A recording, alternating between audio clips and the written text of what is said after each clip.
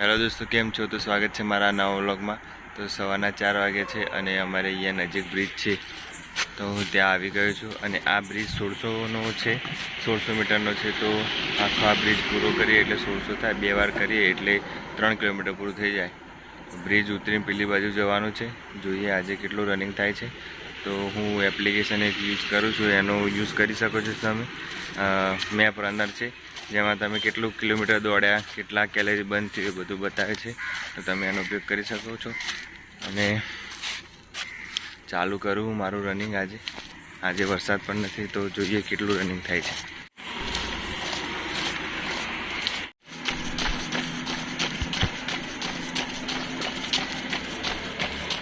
તો દોસ્તો, રનિંગ પૂરી થઈ ગઈ છે અને થાકી લાગ્યો છે બહુ।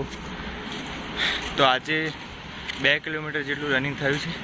બાજુમાં તમને સ્ક્રીન પર દેખાતું હશે, તેવી રીતે તમે મેપથી યુઝ કરીને રનિંગ કરશો તો તમને અંદાજ આવશે કેટલું રનિંગ થાય છે, કેટલું એક્ઝેક્ટ ટાઈમિંગ આવે છે। હમણાં તો ટાઈમિંગની કંઈ જરૂર નથી, પણ રનિંગ થતું હોય તો પૂરું કરો। બોલાતું પણ નથી અત્યારે, એટલો બધો શ્વાસ ચડી ગયો છે। બહુ ટાઈમ પછી રનિંગ કરી એટલે આવું થાય છે। ગરમી થઈ ગઈ છે બહુ ખતરનાક। તો રનિંગ કરવામાં બહુ કાઠું પડે છે અત્યારે, એટલે કહું છું રનિંગ ચાલુ કરી દો, નહીં તો પાછું ક્યારે ભેગું નહીં થાય। તો વ્લોગમાં બન્યા રહેજો। આ બ્રિજ ચડવું એટલો બધો કાઠું છે, ઊભું ચડવું એટલું બધું કાઠું છે ને, તો ચડી નહીં શકાતો। તો હજી એક સ્પીડ મારવાની બાકી છે, તે સ્પીડ મારી લો। આ બ્રિજ આખો ચડવાનો છે, તો ચડી લો ફટાફટ, અને પછી ટ્રાય કરો। આ જો બત્તી જાય છે, લાલ બત્તીવાળી ગાડી। એક દિવસ આપણે આમાં બેસવાનું છે, બસ બીજું કાંઈ થતું નથી। તો ટ્રાય કરું, ચલો। 300 મીટરની સ્પીડ મારી થોડી, એમાં પણ થાક લાગી ગયા। બ્રિજ ચડવો બહુ કાઢો છે અત્યારે, તો ગરમી થઈ ગઈ છે। તો બ્લોગમાં બન્યા રહેજો। હવે સવાર થઈ ગઈ છે, 5 વાગી ગયા છે। રસ્તા ઉપર સાધનો આવી જાય છે ફટાફટ, એટલે વહેલા આવવું પડે છે 4 વાગે। 4 વાગે કોઈ સાધન નથી હોતું, એટલે તો બ્લોગમાં બન્યા રહેજો આગળ।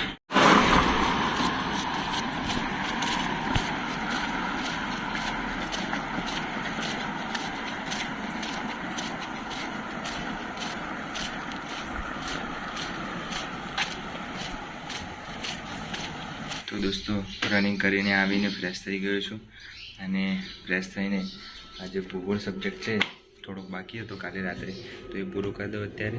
અને અત્યારે વાગે છે 6:30।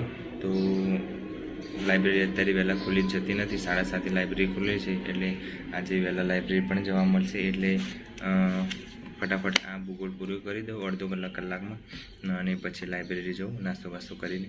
તો થોડું વાંચી લઉં। સવારે જેટલું તમે બને એટલું સવારે વાંચો તો યાદ રહે। તો સવારે વાંચવું જરૂરી છે। તો કોઈ પણ વ્યક્તિ સવારે વાંચે તો યાદ રહી જાય। તો હું થોડું વાંચી લઉં ફટાફટ, અને પછી લાઇબ્રેરી જાઉં। તો બ્લોગમાં બન્યા રહેજો।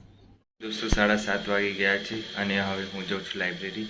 અને લાઇબ્રેરી આજે ફોન નથી લઈ જતો, ફોનના કારણે થોડું વાંચવામાં પ્રોબ્લેમ થાય છે। થોડી વારમાં મોબાઈલ ચેક કરવો પડે છે કે નોટિફિકેશન આવે છે કે નહીં એવું। એના કરતાં ઘરે મૂકી જાઉં છું મોબાઈલ, એટલા માટે થોડું વધારે વંચાય અને થોડું ડિસ્ટર્બ બી ના થાય, એટલા માટે મોબાઈલ ઘરે મૂકી જાઉં છું। એટલે રેકોર્ડિંગ નહીં થઈ શકે, વિડીયો રેકોર્ડિંગ। તો ઘરે બપોરે આવે ત્યારે થોડું કરી લઈશ, એટલે જોઈએ હવે શું થાય છે। મોબાઈલ ઘરે મૂકી જાઉં છું। તો દોસ્તો, બપોરે જમવા આવ્યો તો મોબાઈલ લેવો જરૂરી હતો, તો વિડીયો દેખવાનો છે આજે, મોબાઈલ લઈ જવો પડશે બપોરે।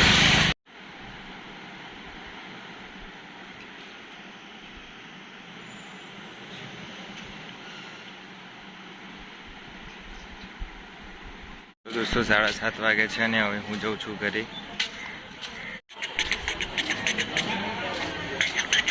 તો દોસ્તો, 9 વાગી ગયા છે, અને મારે વાંચવાનો ટાઈમ થઈ ગયો છે। તો આવીને મેં થોડું વાંચી લીધું છે, પણ થોડું બાકી છે, જે તો વાંચી લઈશ। અને આધુનિક ઇતિહાસ પૂરું થવા આવ્યું છે મારે, એટલે વાંધો નથી। અને હું મારું ટાઈમ ટેબલ બતાવી દઉં કેવી રીતે હું રનિંગ ટાઈમ ટેબલ ફોલો કરું છું।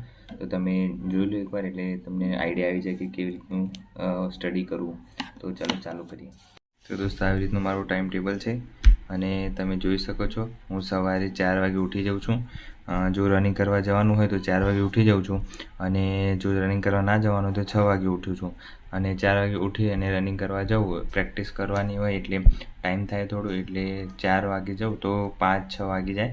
તો 6 વાગે ઘરે ફ્રેશ બેશ થઈ અને તૈયાર થઈ જાઉં છું, અને નાસ્તો બાસ્તો કરીને 8 વાગે રેડી થઈ જાઉં છું લાઇબ્રેરી જવા માટે. ને 8 થી 1 5 કલાક હું લાઇબ્રેરીમાં વાંચું છું. 8 થી 1 સવારે. બપોરે 1 વાગે હું જમવા જાઉં છું. 1 વાગે જમવા જાઉં, 1 થી 2 જમું ઘરે, પછી 3 વાગે એક્ઝેક્ટ લાઇબ્રેરી આવી જાઉં. 3 થી 7 વાંચું છું, એટલે ટોટલ બીજા 4 કલાક થાય. એટલે અને 7 થી 9 જીમમાં જાઉં છું. જો જીમમાં ના જાઉં તો બીજા 2 કલાક પ્લસ કરી દેવાના, એટલે બીજા +2 કરી એટલે 12 થઈ જાય. એટલે 9:30 ફ્રેશ થઈ જાઉં છું, અને 9:30 ફ્રેશ થઈ જાઉં તો 10 થી 11 કાં તો 11:30 આટલો ટાઈમ હું રિવિઝન કરું છું. જે સવારે વાંચ્યું હોય એનું રિવિઝન કરી દઉં છું. તો આટલું થાય છે, તો મારે ટોટલ કલાક થાય છે લાઇબ્રેરીમાં 8 થી 1 એના 5 કલાક બરાબર. પછી 3 થી 7 એ રહ્યા 4 કલાક, અને 10 થી 11 1 કલાક એટલે આ ટોટલ થયા 10 કલાક. જો હું જીમમાં ના જાઉં જે દિવસે, એ દિવસે એ 2 કલાક પ્લસ કરી દઉં હું અહીંયા, તો મારે ટોટલ થઈ જાય છે 12 કલાક. તો 12 કલાક મારું રીડિંગ થાય છે. તો આવી રીતનું મારું પ્લાનિંગ છે. તો તમે આવી રીતે પ્લાન કરી શકો છો. અને રાત્રે સૂવા માટે હોય છે, એટલે રાત્રે 12 વાગ્યા પહેલાં સૂઈ જવું.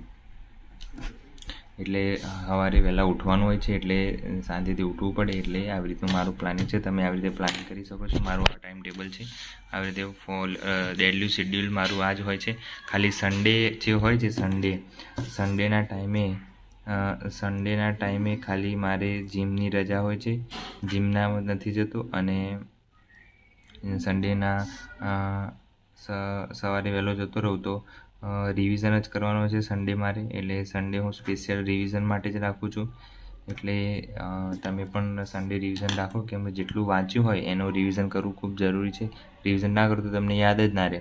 એટલા માટે રિવિઝન કરવું જરૂરી છે. જો તમે સવારે વાંચ્યું છે એટલું રિકોલ કરવા માટે રાત્રે એકવાર વાંચી લો, એટલે રિકોલ થઈ જાય અને યાદ બી રહે. તમે જો એક રિવિઝન એવી રીતનું રાખો કે એક સવારે જે વાંચ્યું એ રાત્રે રિવિઝન કરીને સૂવાનું, પછી એનું બીજા દિવસે સવારે ઉઠો એટલે થોડી વાર એકવાર વન લાઇનર જે લાઇન કરેલું હોય તે બુકમાં એ એકવાર જોઈ લેવાનું.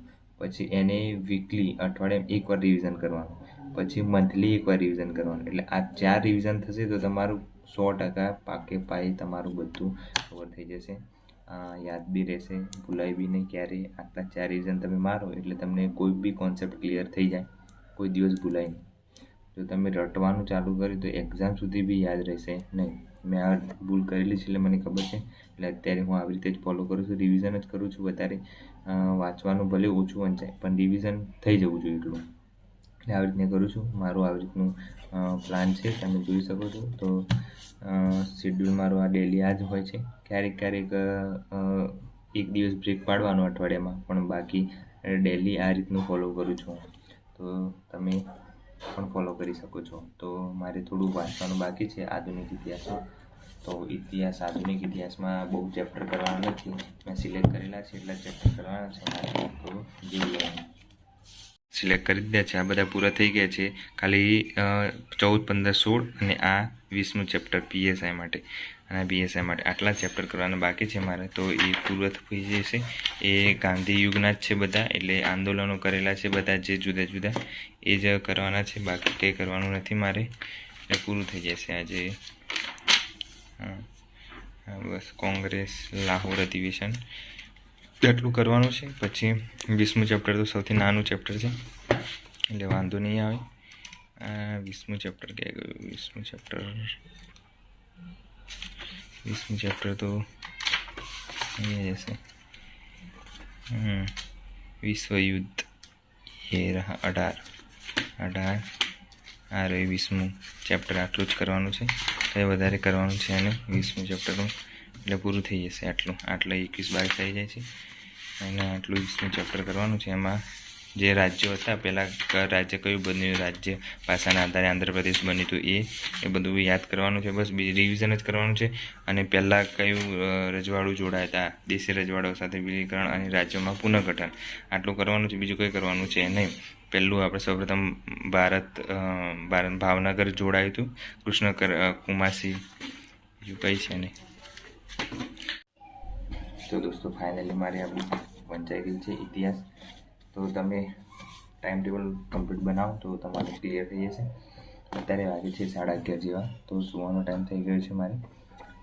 વહેલા ઉઠવાનું છે, રનિંગ કરવા પણ જવાનું છે, એટલે રનિંગ કરવાની છે. અને પ્રેક્ટિસ થતી નથી હમણાં, થોડું રનિંગ તો છૂટી ગઈ છે રનિંગ, એટલે થોડું શ્વાસ ચડી જાય છે ને એવું બધું થાય છે. એટલે પ્રેક્ટિસ કમ્પ્લીટ કરીશું તો જ 5 કિલોમીટર પૂરું થશે. એમ નહીં રહેવાનું કે પહેલાં પાસ કરી એટલે આ વખતે બી થઈ જશે. એટલે ધ્યાનથી પ્રેક્ટિસ કરવાની બધી રીતની. સવારે વહેલા ઉઠવાનું છે. તો આજ માટે તમારે જો ટાઈમ ટેબલ તમારે ફોલો કરો તો ફોલો કરી શકો છો. આજ માટે આટલું જ હતું. તો મળીએ નવા વ્લોગમાં, અને ચેનલને સબસ્ક્રાઈબ કરતા જજો. Thank you.